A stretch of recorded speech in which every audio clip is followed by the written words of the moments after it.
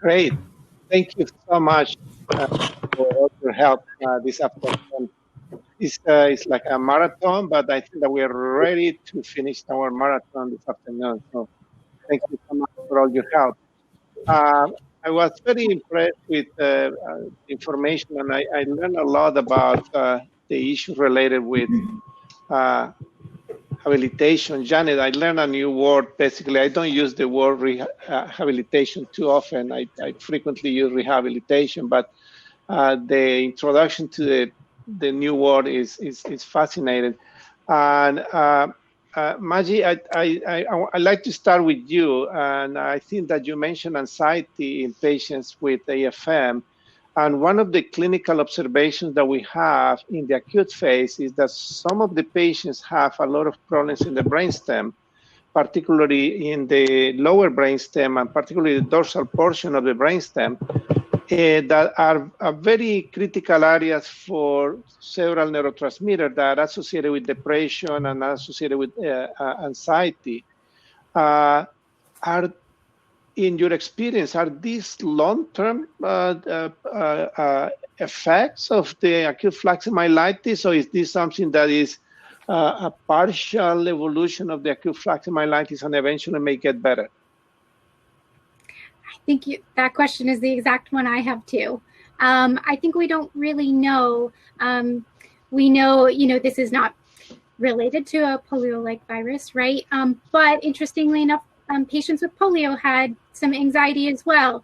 So I think it's an interesting presentation that these patients are having, but there are a lot of environmental and situational things that contribute to anxiety.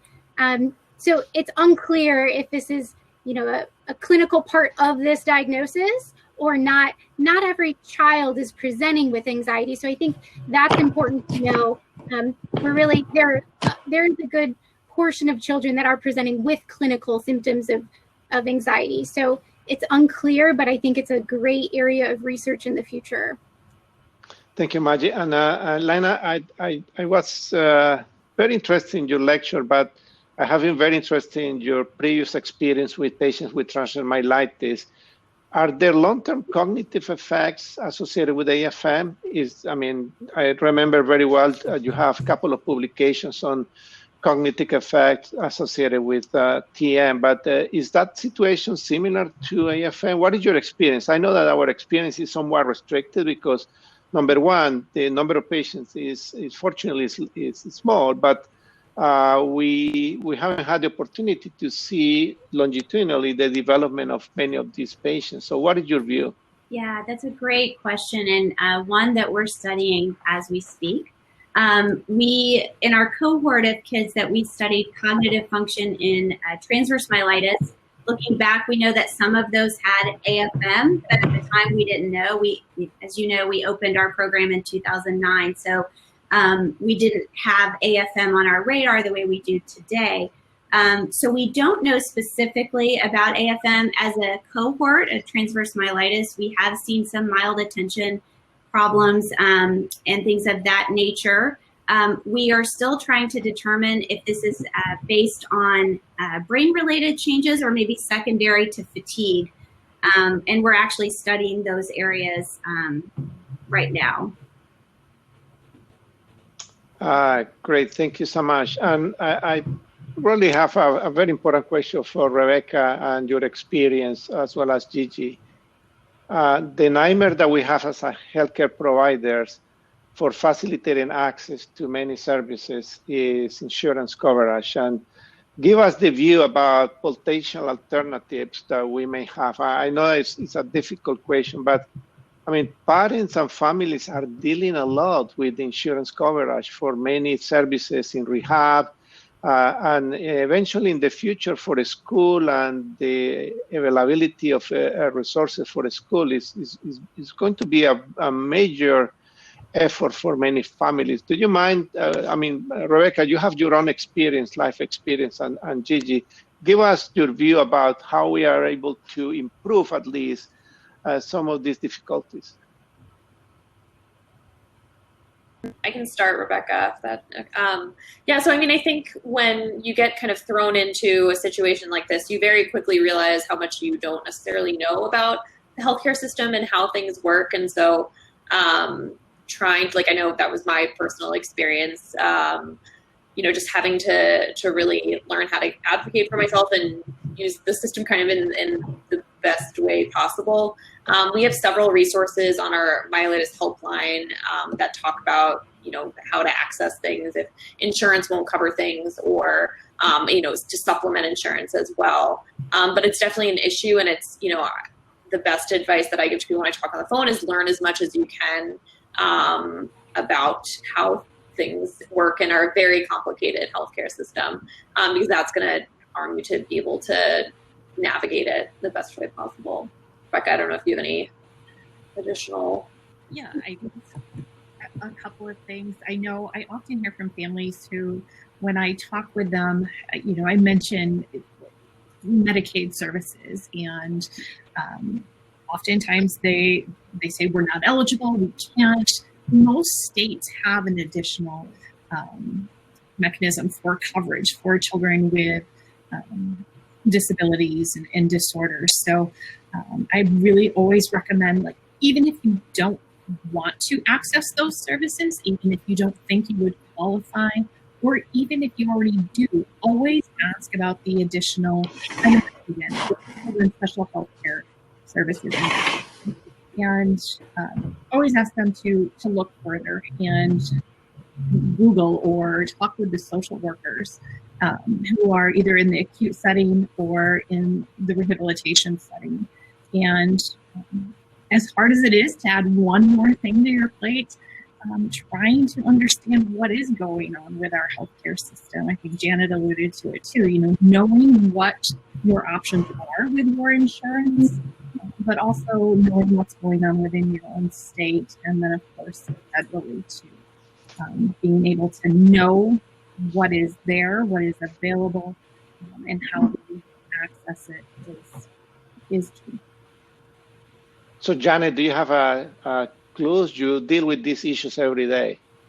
Well, I was going to mention, as Rebecca said too, another thing is to people can apply for SSI, which is a federal program, and it has a requirement of your child's disability as well as an income requirement. But again, if you qualify for SSI, that often gives you access to your state's Medicaid, which gives you then more access. So those are another thing that is available that people can access. Yeah, and that is those are very interesting clues, and I think it's not only for patients with AFM, but it's for the majority of patients with neurological and chronic disorder. That is really a very difficult situation. Sarah and Alexandra, so we heard from CDC, and I think that CDC play a very important role in the public health system in the United States. And I think that the effort in the past 2 or 3 years around AFM has been very amazing and very, very helpful.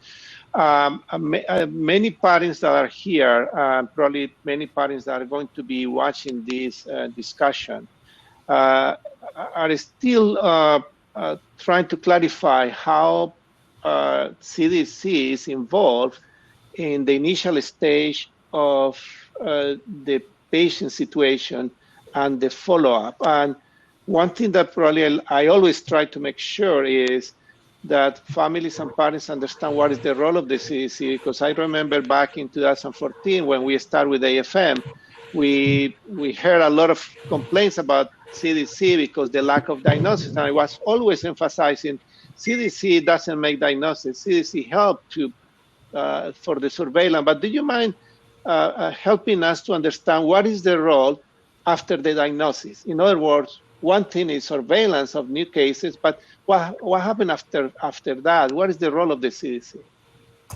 I think what you're getting at is just the difference between clinical diagnosis and our surveillance mission. That's something we really tried to emphasize, is that that the CDC surveillance case classification should not impact or delay the clinical diagnosis and patient management for several reasons that I can get into. But really, a clinical diagnosis is based on all the factors that go into the patient's unique story. Like I think somebody had said, no two patients are alike. So taking into your doctor, when makes a clinical diagnosis, determines what the most likely diagnosis is, even if some things don't fit perfectly in their textbook. Whereas in surveillance, we're forced to have to make a cookie cutter definition just so that when we go forward, we know these are the types of patients we're talking about, the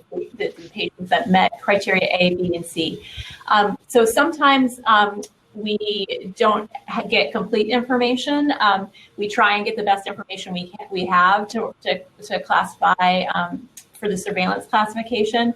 But sometimes, MRIs done at different times or in different circumstances can look different, and so there may be a difference between surveillance case classification and clinical diagnosis. So I think that answers part of your question. I'm not sure if that's what you... Yeah, and probably, Alexandra, probably you can clarify briefly the effort after the diagnosis, is the effort that you have for education and other things, just briefly. Oh, okay. Yeah, so we're definitely, we've been working hard to create more resources for patients, and even listening to these presentations today, I was immediately thinking about, reaching out to Dr. Harder and to Jeanette Dean to really work together and maybe, create more resources that we can post on our website so it's easily accessible. Or, if SRNA, we do link from our website to SRNA so people can access help from there. And we hope, we are absolutely committed to creating more resources if there's the need, which it looks like there is. So Great. So we would definitely like to work on that. Thank you, Alexandra. I'm going to pass the microphone to my conspirator, Dr. Sadowski. Oh, thank you. Sorry, I've been delayed because of the same technical difficulties. But I did have another question for Sarah and Alex, and it's stemming from what we've seen here in the front line. Your opinion on how is the current viremic environment affecting the treatment and care of children with AFM from an organizational point of view? Because we can talk about, the frontline interventions, how we're affected, but how do you see it from the governmental CDC point of view? Well, gosh, there's a lot of different facets to that, So I think it's becoming clear that one of our main concerns going into a potential AFM season is that it's becoming clear that emergency department visits have dropped, even for things like heart attacks and, other clearly life-threatening conditions. And so one of our concerns is that, is some level of care, does this apply to AFM? Would there be delay? Barriers to getting care quickly. And also we've been thinking, if more care is being done by telemedicine or by phone, what would be a red flag for a provider, responding on a phone to a patient complaint to know this is, flaccid limb weakness and is really an emergency. So through, prompts and clues and giving providers questions to ask and evaluate weakness and try and come up with red flags for them. But that's why we were also really hitting the message hard that this is an emergency and that even in the COVID era, it is necessary. This needs medical attention. So you may want to call your pediatrician first, but if you can't get a hold of your pediatrician, then it makes sense to go to the emergency room. Thank you. Dr. Yes, exactly. And we're emphasizing it in several of our new materials. So the blog that I mentioned, we're going to have new slides for clinicians with these clues, like as Sarah mentioned, about the actual presentation and kind of what to look for, especially for people in urgent care and emergency rooms, so they kind of can quickly assess what's going on, ask kind of the right questions from the parents, because parents don't show up in the ER and say, "Oh, my child has a flaccid limb weakness," and so we really try to give some information on how to assess initially the children. So that will all roll out in the next week or so, and hopefully it'll become aware, widespread and available. I brought up this question because I'm seeing that there are modifications in how we provide care even after admission. So we have children with AFM that have respiratory insufficiency or failure, and in the context of pandemia and virologic overburden, the method we deliver the care is changed, and I am really concerned as an individual that is caring for these children, that their respiratory care is not delivered in the hospital the same way, because we're afraid that they're going to get sick. Because our healthcare providers have to use all of the protective equipment that decreases the interaction with the child. And I'm going to have a question for Dr. Tooney, who actually left. Or how does she look at that interacting with how we deliver care? I guess I'm going to give it to you, Maggie. Sure. Was that one for me then? Well, it had to do with you, because I do believe that we are changing the paradigm of how we deliver care with these children. And personally, I am concerned at the ground level, but also at the general level. And I'm going to go with Sarah and with you. Sure.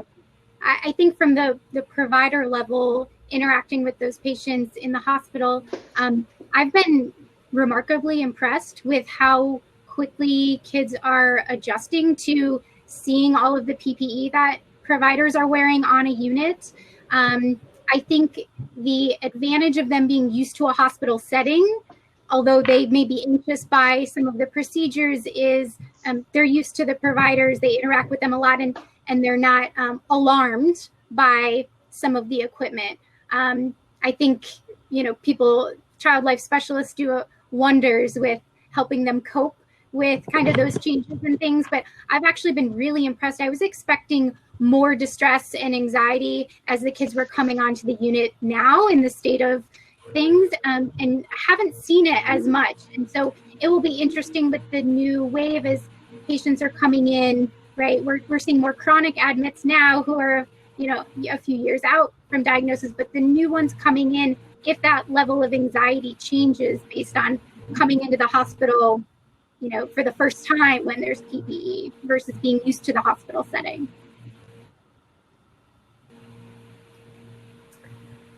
Well, I had a question for Dr. Harder too. You mentioned that there is the burden is on the school in the first stages of education. Is that for public school or also for private schools? And can you make the distinction in between the educational part and the accommodations and the modifications? Because there is the 504 and disability requirements are different than the educational requirements. So. Yeah, great question. Sorry, I got kicked off a moment ago, so I'm not sure what was said, but so the burden is on the school. And then for private schools, it's private schools that receive federal funding, which is going to be the case in higher education. So public and private schools. It's less clear in the K through 12 setting in that regard. But for 504, for special education, the school, those are the ones that should be the school personnel identifying the student with a disability, assessing them, and creating that plan for them. that's not to say that one of us or a parent, one of us with parent consent, or a parent could initiate the process. And many times that's what has to happen. And especially with our rare diseases, schools don't know and they don't know what to do. And so sometimes they'll not be as proactive as maybe in other cases, especially if the problem is not visible. So that's another issue we run into. So I have a question for all of you. And actually, I was going to put the question on the table in the previous panel. Is we use the word disability a lot. And actually, I don't like that word. I think that everybody has a great ability to work and develop and adapt. And sometimes when we use the word disability, actually, we are creating a separate item there for classifying people, and I really don't think that that is a good approach. I'm going to put the first person on the tape on the panel here, Gigi. What do you think? Should we replace that word disability or no? No, I think I don't necessarily think disability is a bad word. As someone who has a disability, I understand that in certain contexts it can be disabilities, something we talk about a lot in public health, and I understand where that comes from. But I do think there is also in the disability community kind of an ownership over the word, and that it doesn't mean that we can't do things, but it is, it isn't necessarily this bad word, and that people with disabilities can live really full, great lives. So. I understand, both sides, but as someone with a disability, that's my personal perspective on it. Rebecca, what do you think? I really do agree with Gigi. I don't think it has to be a bad thing. I think we do always, especially in our line of work, or even me as a parent with a child with a disability, we walk a very fine line in preventing and changing and making our child better. And I try to always take a step back and think, okay, why am I pushing my son in rehab? Is this what he wants? Is this how he feels better about himself? And just really evaluating, am I trying to improve his quality of life, or am I trying to change him? Because quite honestly, who he is with his disability, I'll take him just as he is. He doesn't need to change. He doesn't need to be able to walk. If he needs additional equipment or assistance to do things, we'll figure it out, because I have him here and he is a full individual ready to live a full life with his disability. That's my personal perspective. Excellent. And what is the perspective of our two psychologists? I can go, sure. I think one of the major things that I think everybody needs to advocate for is removing the stigma associated with that word. I think I agree the word is important. It helps our patients achieve and get services that they need to be able to live a full life. And so it's important that we advocate for that, but there is some stigma associated with that. And I think we need to be very proactive in advocating for changing that, because it, like Gigi mentioned, it doesn't have to be and shouldn't be a bad word. But of course, I think we can all acknowledge in society there is stigma with it at times. Yeah, I would agree with the comments that have been made, and appreciate hearing Gigi speak to that too. I think there are a lot of assumptions that can be made when the word disability is stated, or even someone just makes a visual observation. This comes up a lot. There's the two sides of it. I work a lot with multiple sclerosis, and you don't really see the symptom. You just can hear the person talk about it. And so it's the, oh, but you look so good phenomenon, like what's the problem, right? And on the flip side, for kids who might be in a wheelchair, individuals in a wheelchair, you can see that a lot of assumptions are made. I have a lot of conversations with my patients and my parents about assumptions that are made about their cognitive abilities, and just based on that. And so I agree about the stigma, and also just the that people make assumptions, and that we should work really hard to guard against that, but to acknowledge that when working with our patients and families, because I know that they experience these things in the community, in their schools, and this is also a topic when we're at camp. I wish we were at camp right now. Mm-hmm. When we're at camp, we talk about in our groups. We have groups for our campers, different age groups, and have these conversations. Really, it's across the age spectrum, and they pick up on it and they understand about it. So. Great. And what is the opinion of our two rehabilitation specialists? Janet? So, I've been doing this for a lot of years in this field, and what the terms are and how you use the terms are always a bit anxiety provoking. It's like, it's been for a while that it's always it's a person with a disability, not putting the disability first. And then now I've been seeing more recently, as Gigi is saying, disabled people are wanting to take back that term and want disability to be the first thing, rather than the person with a disability. And I think Dr. Anjali Forber-Pratt, who's on the board of the SRNA, is doing a lot of research on disability identity, especially in children. So I think it's always a topic that, has changed and it continues to change over the years. I like the term because it has the ability, including in the disability. So you can always put it in parentheses or that just drop it, which is what Sarah Todd proved today, and Gigi is doing every day. So I'm supportive of whatever is the current decision.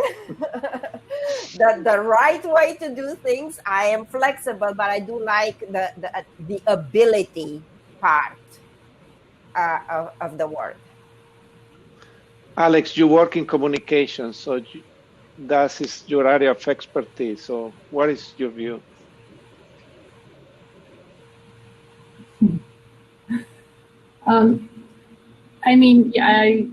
Like Margaret said, there is certain stigma with that word, and that's part of the problem. And I think really, for the most part, there's been a movement in health writing and in health communication to really move towards more patient-centered language, and not directly associating patients, not referring to them as cases, not labeling them with the condition that they have.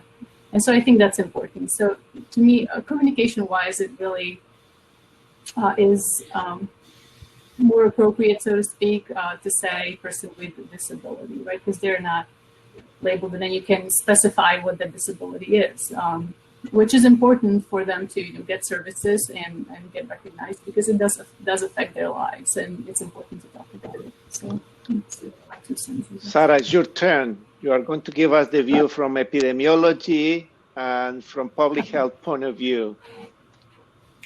I don't know if I have any particular expertise in this area, but I echo everything that people said. I think in public health, we language sometimes changes, and so I think the important thing is listening to all the stakeholders and especially the audience that we are invested in, and how they respond to message. If certain language is alienating to them, then we don't want to use it in health communication, certainly. So I think that's just a pragmatic thing, but I think but also it's the right thing to do. Just listen to how people want to be referred to, and that may change over time as language and stigma and these conversations evolve.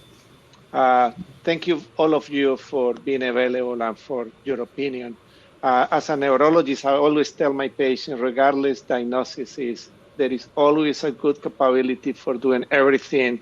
As Sarah mentioned in early this afternoon, I mean, the beauty of everything that we do in neurology is that we have the capability to return and be normal and be working hard to recover. And I think that that is what matters, is the vitamin P and the resilience to get better. Well, thank you so much, all of you, for being available this afternoon for this virtual symposium. I hope that everybody in the audience enjoy all of the lectures, and to the lecturers, thank you so much for the effort. And we will wait for July 10th, the last and the 5th and the last virtual symposium is going to be focused on another aspect of the rehabilitation and long-term management that is related with orthopedic problems and surgical intervention like net transfers and other things. So it's going to be very interesting, as well as many of the lectures and all of the lectures and symposium in the past 4 weeks have been. And again, enjoy your weekend, and thank you very much for being in this work with patients with acute flaccid myelitis. Thank you so much. Thank you. Thank you. Thank you.